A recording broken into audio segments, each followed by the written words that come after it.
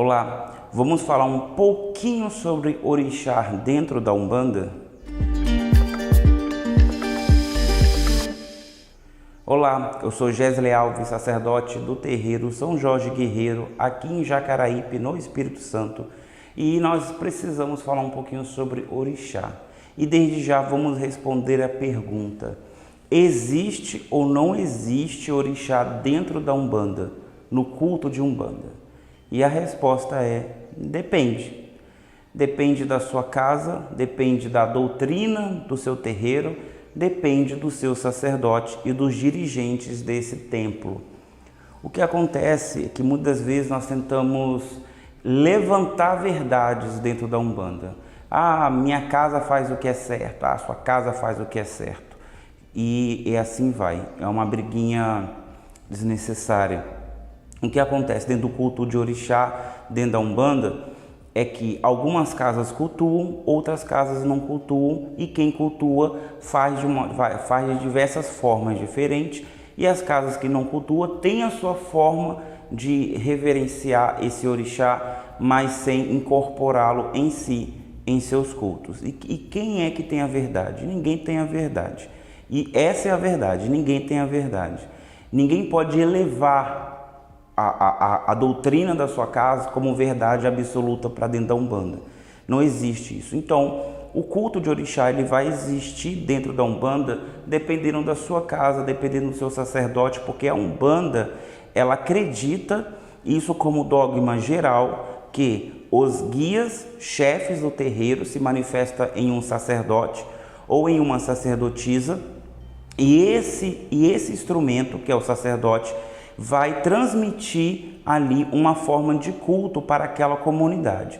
Então, a presença do sacerdote é uma presença real e todos nós respeitamos o que ele fala e o que ele diz como conduta espiritual dentro do templo dele. Então, se você entra para uma casa e você não aceita o culto de orixá dentro da Umbanda, saia dessa casa. Se você entra numa casa e lá não toca para orixá e você quer que toque para orixá, saia dessa casa.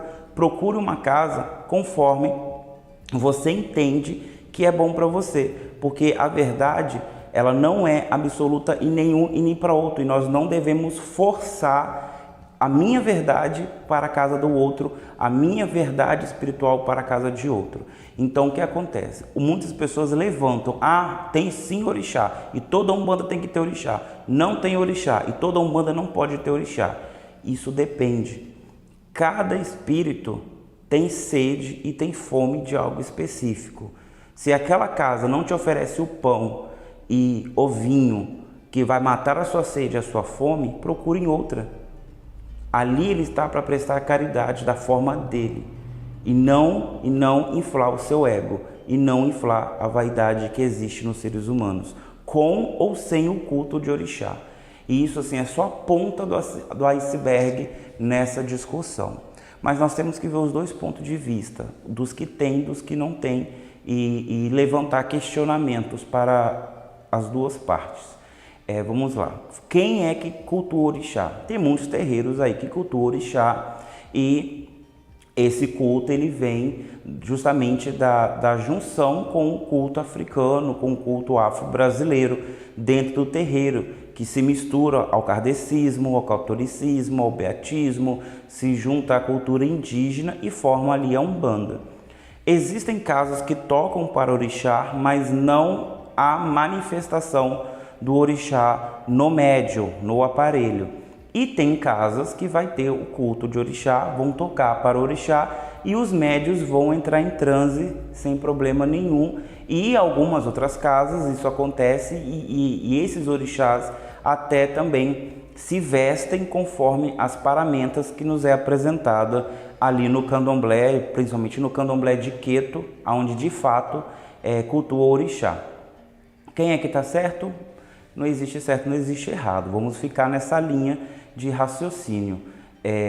Existe terreiros que não vão haver a manifestação do orixá, mas vão cultuar o orixá com oferendas, com velas, com rituais específicos, E tem terreiros que não vão aceitar de forma nenhuma nem a manifestação e nem o culto e nem a referência ao orixá dentro da casa. Às vezes a gente vê alguns discursos falando sobre preconceito. Você é preconceituoso por não aceitar o orixá dentro da Umbanda. Então vamos lá, vamos para o passado. O passado da Umbanda, muito antes de 1908, nós víamos muitos sacerdotes, muitos benzedeiros, muitas pessoas de espiritualidade manifestando guias espirituais e falando de mentores espirituais. Pouquíssimo era falado sobre orixá. O orixá, o Niquince e o Vodum, que são as divindades que vieram da África, eles eram preservados na memória, mas o culto, de qualquer forma, com ou sem manifestação, com ou sem cântico, com ou sem oferenda, era reservado ao povo do Candomblé, que é uma outra forma de culto ao orixá, que é a mais legítima aqui dentro do território brasileiro, e eles têm autoridade para cultuar o orixá da forma mais autêntica possível. Então, nesses primeiros fenômenos de manifestação do guia mentor espiritual, do guia de lei da Umbanda, não havia nem citação ao orixá. Ninguém falava, eu sou caboclo de Xangô, eu sou preto velho de Oxum. Não existia isso. Era preto velho, era caboclo, era boiadeiro, era baiano e tudo mais. Depois, nos meados dos anos 60, o orixá começa a ser incorporado dentro do culto de Umbanda. Então nós vamos ver pessoas que talvez não entendiam da liturgia do orixá, como tem muitos hoje que não entendem da liturgia do orixá, mas quer cultuar o orixá, mas eles começaram a incorporar o orixá e falar que era Xangô das Sete Pedreiras, Oxóssi das Matas, e assim vai, Oxum da Cachoeira. Então isso se popularizou muito rápido. Por quê? Porque o Candomblé, aonde realmente existia o culto de orixá, era muito distante das pessoas. O Candomblé ele sempre se manteve um pouco distante, justamente com medo das represárias sociais e também para preservar sua própria cultura. Não permitia-se que qualquer pessoa entrasse no Candomblé. Por isso que até hoje é um pouco difícil você entrar no Candomblé se você vai para uma casa tradicional. Você não chega lá, joga o dinheiro na mesa e entra para a casa de Candomblé. Não, é feito todo um filtro, toda uma experiência com você para ver se você é digno de estar ali com eles. Porque realmente o culto ele é sempre distorcido. E algumas casas que abriram as suas portas de qualquer forma, hoje pagam por esse preço, tendo culto distorcido, tendo invenção, tendo um monte de coisa que também afeta o Candomblé. Mas vamos focar na Umbanda. Essas pessoas muitas vezes escutavam, isso eu já vi acontecer, escutava uma falácia, uma historinha, um conto, ou lia alguma coisa muito vago e transmitia isso como fosse uma verdade absoluta e até vivenciava de forma animista dentro dos terreiros de Umbanda e dos terreiros de Quimbanda também. Então passou a ser verdade, porque uma mentira, uma falácia, uma omissão contada várias vezes se torna verdade. Então acabou que muitos orixás começaram a entrar dentro da Umbanda e até sendo inventados ou reinventados dentro da Umbanda para suprir uma necessidade. Essa necessidade, ela surge a partir do momento que você ignora o fato de que a Umbanda tem fundamento. É muito lindo essa frase, a Umbanda tem fundamento e é preciso estudar. Mas as pessoas estudam a Umbanda e chega na hora de executar, inventam coisas. Então isso é a maior tristeza da Umbanda, porque rituais que antes existiam de preparação do médium, rituais que eram destinados a cada linha de trabalho, simplesmente foram sendo ignorados, não precisa, e agora na necessidade de ter esses rituais, eu vou catar esse ritual de um culto vizinho. eu vou catar essa necessidade de um culto vizinho, mas ao mesmo tempo eu não posso me submeter ao fato de eu ser um sacerdote não saber fazer aquilo que eu estou falando, que sou bom e eu posso fazer. Então eu acabo incorporando de forma muito errada muitos elementos dentro da Umbanda, dentro deles o culto aos orixás. Se fosse uma questão simplesmente de preconceito, você tem preconceito porque o orixá é africano, o orixá é de cultura negra, então basicamente eu não incorporaria preto velho, eu não incorporaria caboclo, eu não incorporaria boiadeiro, não incorporaria baiano, porque tudo vem da cultura afro. Exu e Pombogira vem da cultura afro. Então não é uma linha de raciocínio saudável para um umbandista prevalecer isso. Não é isso. A questão do orixá dentro da Umbanda é até onde você ama o seu orixá. Até onde você ama. Porque a manifestação do orixá, isso para qualquer sacerdote africano ou do candomblé e alguns sacerdotes de Umbanda também. Até quando você ama o seu orixá e até onde você vai pelo seu orixá. Se eu tenho um orixá na minha vida, vamos supor que eu sou filho de Oxum, coisa que não sou, mas digamos que eu fosse filho de Oxum. Eu fui no terreiro de Umbanda que toca para Oxum. Eu sei que ali não é o lar de Oxum. Eu sei que ali não é a origem de Oxum. Mas Oxum está ali e eu estou sentindo a energia de Oxum. Oxum já me promoveu milagres a partir daquele terreiro. Isso é muito bom. Isso se chama fenômenos da fé. A sua fé te levou aos milagres e a sua razão te levou a ligar esse milagre ao fato de você ser filha de Oxum, ok? E a questão de você ser filha ou não de um orixá, isso independe também, porque na Umbanda eles vão te falar que você é de um orixá, e lá, quando você for para o candomblé, você vai ser revelado um outro orixá, ou até mesmo na sua iniciação vai ser trocado o seu orixá, porque o que determina de fato ali é a essência e não a falácia de uma pessoa ou outra. Então, até onde você ama o seu orixá, você conhece ali, Oxum te atribuiu tudo isso. Tá, você vai ficar só nisso? Só nisso? Você não vai querer saber mais de Oxum? Você não vai querer experimentar mais de Oxum? Ou você vai amar Oxum só enquanto é favorável para você? Então, porque se você ama Oxum de verdade ou qualquer outro orixá que você devota, você vai a fundo nesse orixá. Porque toda vez que nós nos apaixonamos por alguém, nós queremos saber os gostos da pessoa, nós queremos saber as preferências dela, quando é que ela vem, quando é que ela vai.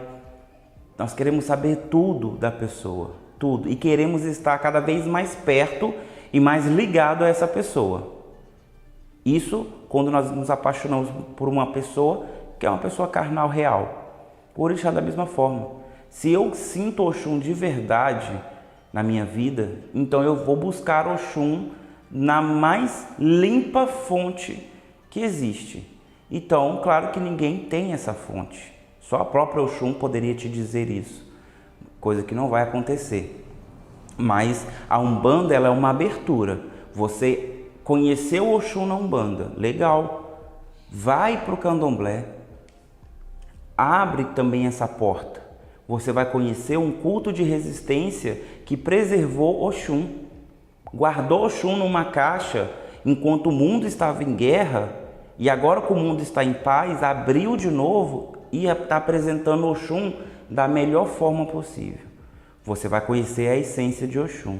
Mas se você quiser realmente conhecer Oxum como ela realmente é, antes de tudo isso acontecer, aí você vai se remeter ao culto africano, que é o Ixexelegba, que é o próprio culto ao Ifá. Você vai lá na cidade da Oxum, no estado de Oxogbo, no estado da Nigéria. Você vai falar com uma sacerdotisa que tem ali em seu seio guardado mais de 5.000 anos de culto ao Oxum. O que vale mais? 5.000 anos de culto ao Oxum ou 100 anos de culto ao Oxum? Claro que a sacerdotisa. Mas tudo isso depende de quanto você ama o seu orixá. Porque o amor verdadeiro, ele não vê barreiras. Ele não vê barreiras. Ah, o candomblé é muito caro. Procure uma casa que seja coerente. Você não é obrigado a um ou outro. Você tem milhares aí de pais e mães de santo de candomblé que não está nesse estereótipo de cobrar muito caro. A Nigéria é muito longe. Muita gente vai sem ter nem condições de irem, mas vai pelo amor. Porque se fosse por uma paixão real de uma pessoa, de um amor verdadeiro por uma outra pessoa, tenho certeza que você iria. Você ia pegar uma passagem de avião, ia loucamente lá e ia se declarar, porque você acredita no amor dessa pessoa. O orixá da mesma forma. Nós colocamos também o orixá dentro da Umbanda como papai, como mamãe.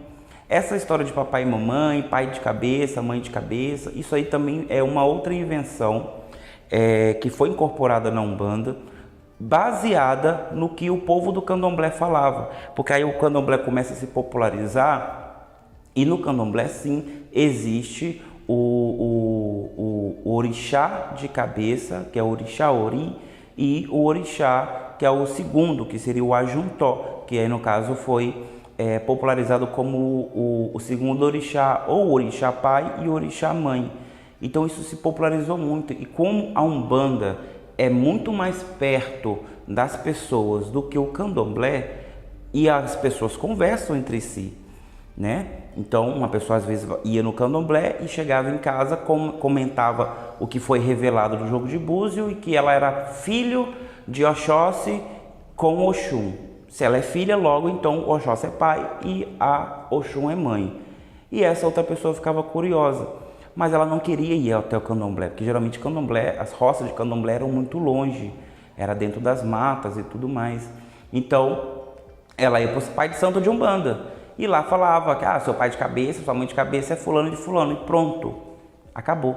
A verdade era essa. Então não se procurava a fonte e foi se popularizando, se popularizando. O que era comum dentro da Umbanda era uma coisa chamada padrinho e madrinha de cabeça, que no caso eram quando você era um aparelho, um médium, você se manifestava, ou era um caboclo ou era um preto velho, porque se iniciava na Umbanda dessa forma, incorporando um caboclo ou um preto velho, que era o seu chefe de cabeça, e o guia daquele sacerdote, ele também tinha o guia de cabeça dele, que aí no caso ia ser o seu padrinho. E sempre havia um sacerdote e uma sacerdotisa. Então o guia-chefe daquela sacerdotisa ia ser a sua madrinha de cabeça. Então você estava ali no triângulo de fraternidade dentro da Umbanda que te ligava àquele terreiro, àquela essência. E depois foi incorporada a questão do pai e da mãe. O que isso muda na sua vida? Não muda nada. Não pensa que o orixá, sendo seu papai, sendo sua mamãezinha, ele é isento de qualquer coisa e ele é forçado a te dar, a revelar qualquer coisa. Orixá, no seu culto essencial, ali na essência do próprio orixá, ele é bem diferente do que é mostrado aqui no Brasil. O orixá é um culto tribal, então ele tem aspectos que são realmente muito tribais. Então, muitas vezes, a realidade do orixá, no tempo dele, era diferente. Então, o sentimento que nós temos hoje pode não ser recíproco do orixá conosco. O orixá, ele requer um tratamento especial, um culto especial, uma iniciação especial, todo um fundamento, todo um encantamento para que nós possamos conseguir trazer o orixá. E olha que eu falo isso sem ser do candomblé, sem ser do candomblé. Eu não cultuo o orixá dentro da minha casa, não faço iaô, nada disso, nada disso. Então assim, eu estou simplesmente defendendo a questão, na verdade nem defendendo, levantando essas questões morais do culto dentro da Umbanda, de orixá ou não. E até mesmo te confrontando, porque se eu amo, eu vou querer saber de tudo dessa coisa. Então eu vou atrás e eu vou querer a mais legítima experiência. Eu não vou me contentar com uma vela amarela para Oxum e com uma vela azul para o orixá, sendo que a própria vela nem é representação para o orixá. Existe uma coisa chamada lamparina, que é feita com qualquer recipiente que fosse de barro, que era enchido de dendê, é feito um pavio com um pedaço de pano e era aceso. E aquilo ali ficava quase a noite toda acesa e era muito perigoso, porque o dendê esquentava, mas aquilo era uma lamparina, era uma substância, um feitiço dado ao orixá para que pudesse iluminá-lo. Mas isso é dentro de um ritual e você só sabe disso quando você vai lá na casa do orixá. Caso contrário, é como se você estivesse namorando o orixá por uma foto. De fato, o orixá não te conhece. De fato, você não conhece o orixá. De fato, você não busca uma história concreta do orixá. De fato, você não busca as folhas, os elementos, nada desse orixá. Logo, seu amor por esse orixá pode ser muito menor do que você imagina. É muito mais fácil você pegar toda essa experiência com o orixá e tentar entendê-lo dentro da Umbanda, sem essa questão de ser um orixá cósmico, de ser um orixá universal, isso não existe. Isso não existe. Orixá não é signo dos zodíacos, orixá não é números, orixá não é nada disso. Orixá não é conjunto de símbolos. Orixá é uma essência divina, porém que foi divinizado por ser ancestral. Ou seja, orixá é ancestral divinizado. Se é ancestral, então um dia nasceu nessa terra, um dia foi humano como eu, como você. E como humanos, temos gosto, temos preferência. Orixá da mesma forma. E da mesma forma que eu posso ter empatia por você, eu também posso não ter empatia por você. Da mesma forma é o orixá. Todos os orixás que são cultuados, tanto na Nigéria, no grupo Yorubá, são 401 orixá. O panteão, imagina, 401. Então, qual é a probabilidade de você, cultuando 7 orixás, estar cultuando o orixá errado? De 400, eliminamos e deixamos só 7, e desses 7 eu te dei 2. Qual é a probabilidade de você estar cultuando o orixá errado? Então, são essas coisas que muitas vezes nós não levantamos. O culto é muito importante sim, e a origem também é muito importante. Quando nós cantamos para o orixá dentro do terreiro de Umbanda, nós estamos fazendo referência. Da mesma forma como nós cantamos para Jesus Cristo, eu não incorporo Jesus Cristo. Eu incorporo o meu preto velho, que torna a cantar para Jesus Cristo, que torna a cantar para Oxalá, que torna a cantar para Zambi, que torna a cantar para Olorum. Mas ninguém incorpora nem Jesus Cristo, nem Olorum, nem Zambi, nada disso. Quando uma entidade canta para Xangô, ela está lembrando do ato da justiça, da energia da justiça. Ela não está relembrando Xangô. Xangô do culto original não tem nada a ver com a montanha. Não tem nada a ver. Xangô está atribuído a outras coisas. Então, qual é a chance de você estar cultuando o orixá errado? Então, assim, a fé e a razão, elas têm que andar juntas. É por falta de conhecimento que o meu povo perece. E é por não conhecer de onde venho que eu não sei para onde vou. Então tem que tomar muito cuidado com essas coisas.